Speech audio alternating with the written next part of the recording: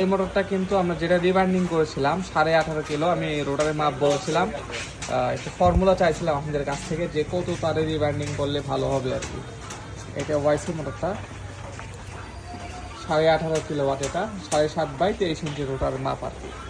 আর শ্যাফটের মাপ ছিল 48 মিলি আর 63-11 size bearing, দুই পাশে আর কি সেম। তো এই মোটরটা অবশেষে কিন্তু আমরা চালু করেছি, যেটা দিয়ে আমরা রিবাইন্ডিং করেছি।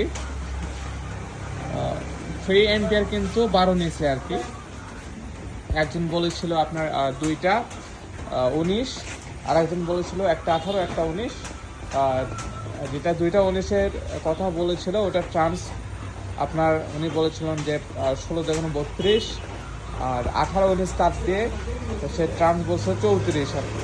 তো আমি 18-19 দিয়ে রিবাইন্ডিং করেছি, কিন্তু ট্রান্স একটু বেশি দিয়েছি, তার পরিমাণ মতো দিয়েছি। যাই হোক, এটা ভালো রেজাল্ট আশা করি আসবে, বিদ্যুৎ সাশ্রয়ী হবে। তো ভিডিও এতক্ষণ যারা এই মোটরটার ভিডিও দেখছিলেন এবং এই ভিডিও যারা দেখছেন সবাইকে ধন্যবাদ জানাই। আমার এই ভিডিওটা শেষ করছি। ধন্যবাদ। আসসালামু আলাইকুম।